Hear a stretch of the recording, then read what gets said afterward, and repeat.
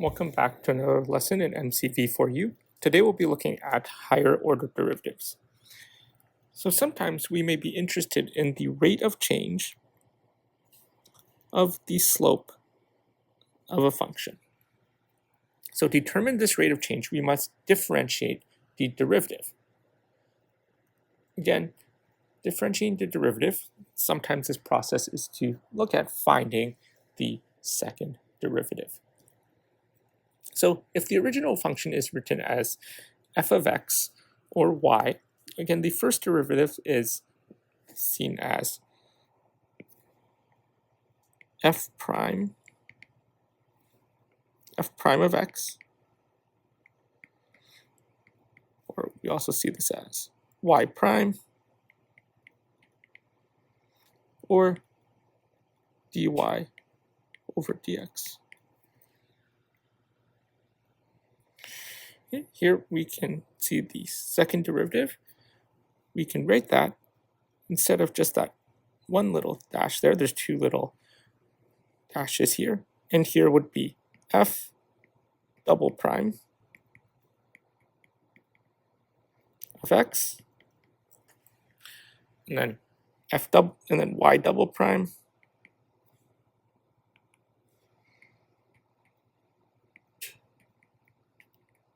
or here d squared y over dx squared.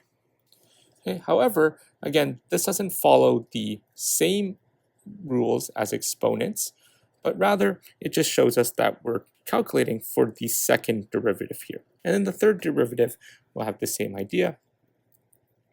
Again, we add an extra kind of dash here, so f triple prime of x, y triple prime, or y cubed y, or dy cubed y over dx cubed. Okay, so again, this here with this exponent does not follow exponent rules, simply tells us how many times to derive.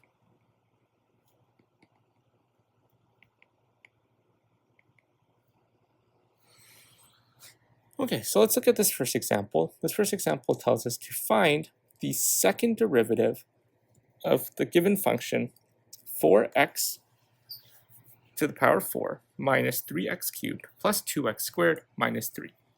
So here if we find the first derivative, again that's f prime of x or dy over dx is equal to 4x to the power 3 minus 3x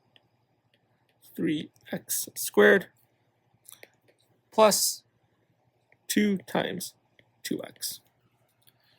So here if we simplify, we get 16x to the power 3 minus 9x squared plus 4x. And so that would be the first derivative. And now we need to find the second derivative. So we're going to derive this function of 16x cubed minus 9x squared plus 4x. So here f double prime of x or d squared y over dx squared is equal to 16 3x squared minus 9 2x plus 4. And so here we'll be left with 48x to the power of 2 minus 18x plus 4. So here again we found the first derivative and then we derived that again to get the second derivative. So the second derivative in constant, a lot of the times the second derivative is used for position, velocity, and acceleration. So here, again, if we look at this, the position or displacement function, the notation is s of t if t is greater or equal to 0, and then the location of an object at a value of time. So that's the position.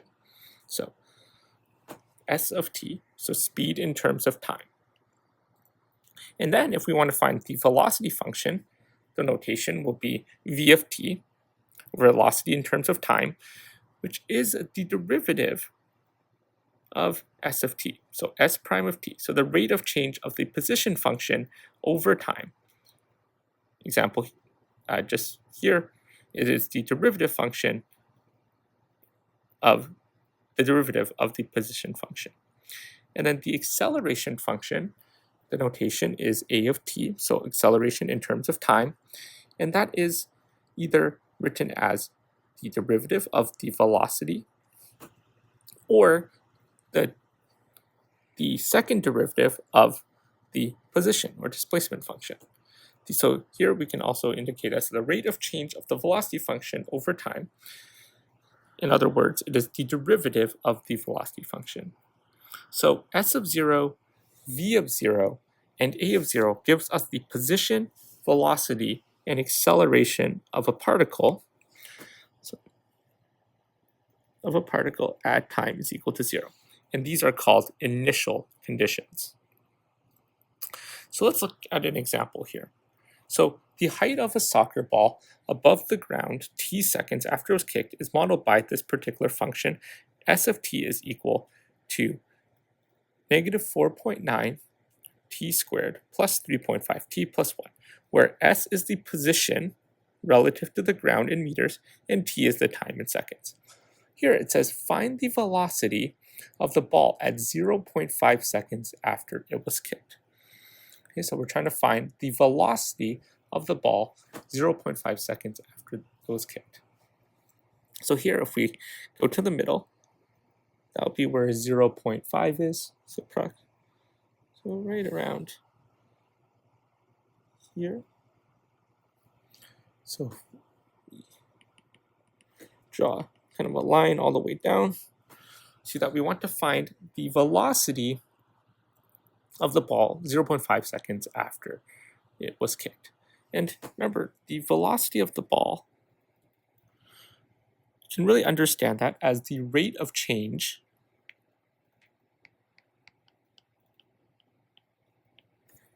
at the particular position.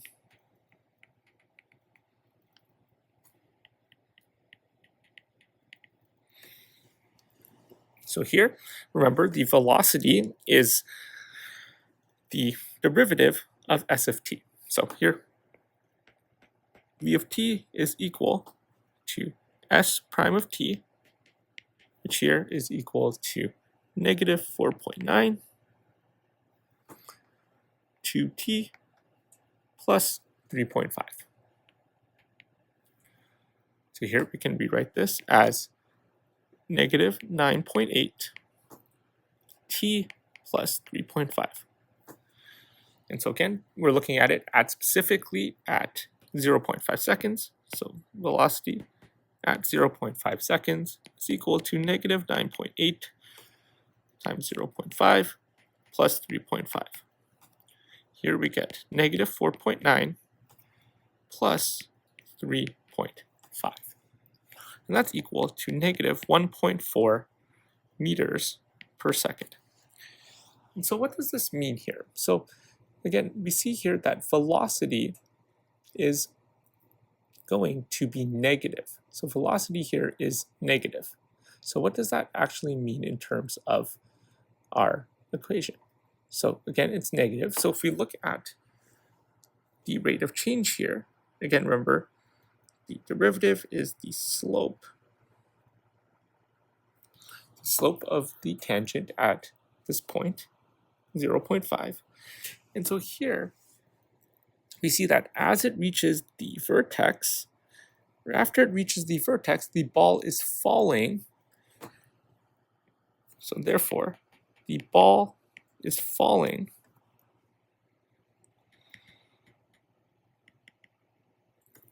at a rate of 1.4 meters per second. So again, the negative in this situation determines or helps us understand that the ball is falling at a specific point. So if you recall, velocity is a quantity represented by both direction and magnitude. So when we're using this terminology, it's important to distinguish between velocity and speed, because velocity is represented by both direction and magnitude, and velocity indicates direction. So it can be both positive or negative. So velocity indicates direction, and it can be either positive or negative. Speed is just the magnitude itself, or we can also understand as the absolute value of velocity. So again, and it will always be positive here because it's the absolute value. And so speed does not have any direction. Speed is only the magnitude or the actual value, versus velocity determines both positive or negative.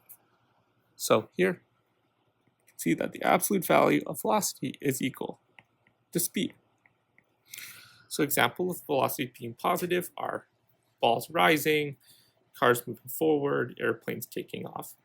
Examples of velocities being negatives are ball falling, car reversing, and airplane landing. So here it says, at what other time will the ball have the same speed? So again, note the terminology that's used here. So same speed. So we know that the velocity was at negative 1.4 meters per second. If we're simply just looking for the same speed, we're just looking for the absolute value of that. So we're looking at when will the ball have the same speed at 1.4 meters per second. So here, if we sub in 14 meters per second, or 1.4 meters per second, is equal to negative 9.8 t plus 3.5. So here we can solve for t. So here we have 1.4 minus 3.5 is equal to negative 9.8 t. Here we have negative 2.1 is equal to negative 9.8 t. And here we're going to divide both sides by negative 9.8. So here, these will cancel out, and t will be equal to approximately 0.21 seconds. So here, if we look back at our graph at the top, so if we look back at our graph, again, here at about 0.2 seconds, so say around here. So if we draw a line all the way down. So at about 0.2 seconds, you see that, again, if you look at this point and the rate of change, or the equation of the tangent here, we see, again, that there is a speed of 1.4 meters per second. And so here, just something else to note, that when we reach the vertex of the equation, so if we reach the vertex of the equation, remember, see that the equation of the tangent would be just a horizontal line here. And so here we see at the vertex, the velocity in terms of time will be equal to 0, because the slope will be equal to 0.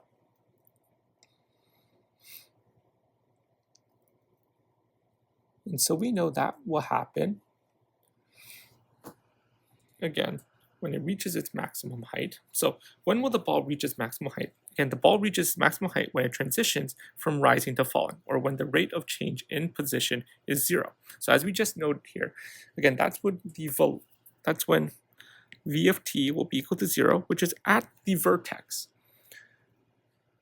And so here, we see that negative 9.8 t plus 3.5 is equal to 0. Negative 9.8 t is equal to negative 3.5, and t is equal to negative 3.5 divided by negative 9.8. And so here t is equal to 0.36 seconds.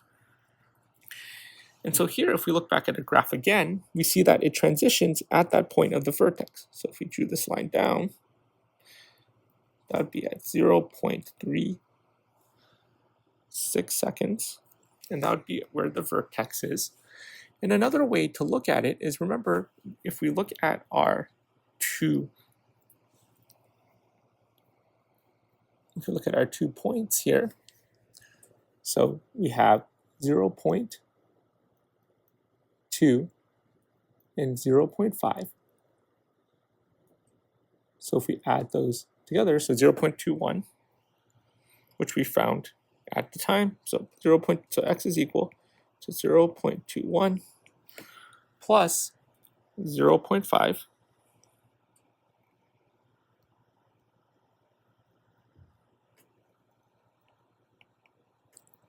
divide that by 2.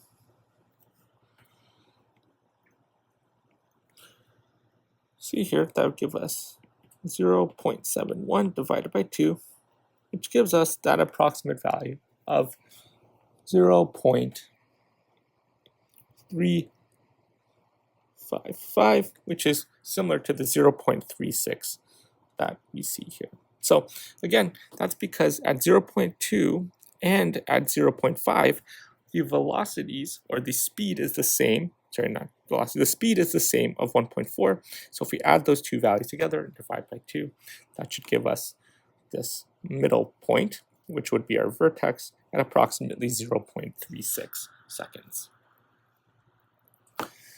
Okay, so now let's just look at a summary of position, velocity, and acceleration. So if we look at this idea, so this is just a chart to kind of outline the different items in terms of position, velocity, and acceleration. So here we see that, again, the position is represented as h of t or s of t, and velocity is v of t, and acceleration is a of t. And we see that the particle is at the ground or at the origin when h of t or s of t is equal to 0. So again, that's height is equal to 0, the position is equal to 0. The particle is above the ground, or particle's position is on the positive side of the origin if h of t or s of t is greater than 0. Particle's height is below ground, or particle's position is on the negative side of origin if h of t or s of t is less than 0. Here we see that the particle is at rest or changes direction when v of t is equal to 0. And remember, v of t is equal to 0 is when s prime of t is equal to 0, which means that the slope of the tangent is equal to 0. And remember, it switches directions, which is generally, when we looked at the top example, was when it hits the vertex. So the particle moves in the positive direction, up or right, again, when v of t is greater than 0. So we saw that at that point there was an increase in the ball's direction, and then there was a decrease in the ball's direction. Again, so it rises and then it falls. And then again, particle moves in negative direction, down or left, again, when v of t is less than 0. The particle is not accelerating, again, if the acceleration, or a of t, is equal to 0. And the particle is speeding up, again, if a of t times v of t is greater than 0, which means that both acceleration and velocity have the same sign. So it accelerates and the velocity is greater than 0. So again, either both negative for acceleration and velocity, or both positive. And then particle is slowing down if one of acceleration or velocity has a different sign. So acceleration or velocity have different signs, and so therefore it would be less than 0 as a value.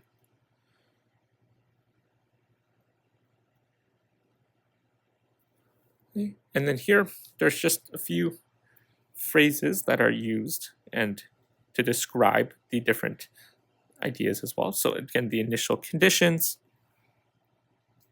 at the origin, stationary, again, that means that, again, the velocity is 0, reverses, again, indicating for velocity, maximum height, again, looking at velocity, constant velocity, which means that the acceleration, we're looking at acceleration, and then maximum minimum velocity, then we're looking at acceleration as well. So again, these are some phrases that are used to describe the different ideas in speed, time, velocity, and acceleration. So the units, just to note here, again, for displacement, it's in meters, velocity is in meters per second, and acceleration is in meters per second squared. Okay, so let's look at this example here.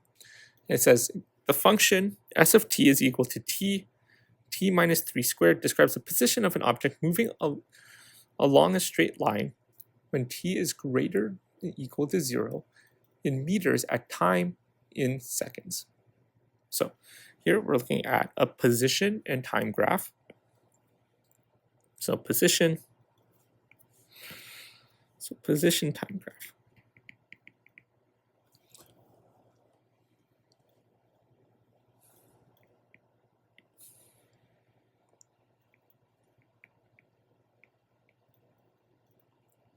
So position in meters and time in seconds.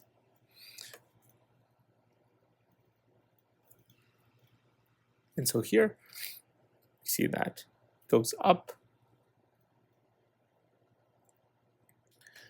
comes back down, there's a bit of a bounce, and then it goes back up as well. And so this is S of t. And so we see here that there is a change in direction at these particular points. So here there's a change in direction. Okay, so here it says determine the velocity and acceleration at any time of t. So here we'll look at v of t is equal to s prime of t. So here we're going to derive the t times t minus 3 squared. And here we're going to use our product rule. So the derivative of t is just 1. T minus 3 squared plus t times the outside 2t minus 3 times the inside, which is just 1. Simplify that, we get t minus 3. If we factor that out, we factor out t minus 3, we'll be left with t minus 3 plus 2t. So here we just factored out the t minus 3 from both terms here. So here we have t minus 3 plus 2t. And again, we can simplify that further to t minus 3, 3t minus 3. So now let's expand this. So if we take out that 3 from here, we get 3 bracket t minus 3, t minus 1. And here we can expand that. We get t squared minus 4t plus 3. And so we multiply this back in, of the 3 back into the different components, and we'll get 3t squared minus 12t plus 9 is v of t. And so then we look at our acceleration. So here we have a of t is equal to v prime of t is equal to s double prime of t. And so here, if we derive that, that is equal to 6t minus 12.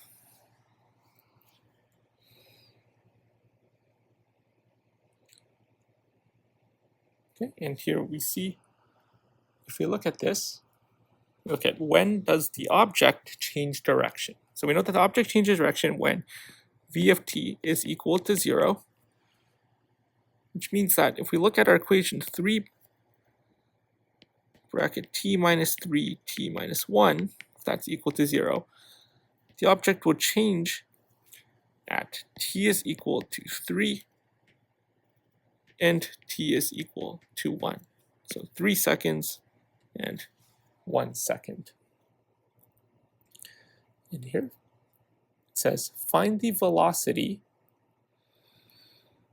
So find the velocity and acceleration at 4 seconds. So we're going to sub that into our equations.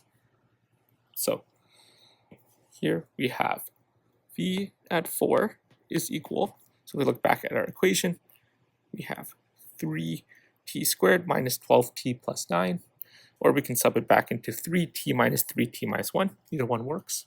So 3, 4 minus 3, 4 minus 1, that's equal to 9 meters per second. So the velocity at 4 seconds is 9 meters per second, and the acceleration at 4 is equal to 6 times 4 minus 12, which is equal to 12 meters per second squared. So if we look back at our equation here, we see that at 4 seconds, that there's an acceleration, which is 9 meters per second, and it's positive, which makes sense because we see that it looks like it's increasing on that graph. And then the acceleration at 4 is 12 meters per second squared, which makes sense if we look at the tangent value there.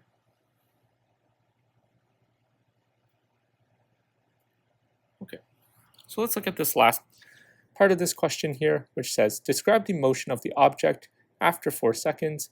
Is it speeding up, slowing down, constant speed, or stopped? And so here we see that v of t, or v of 4, is greater than 0, and acceleration of 4 is greater than 0. So remember, if both the signs, so velocity and acceleration, have the same signs.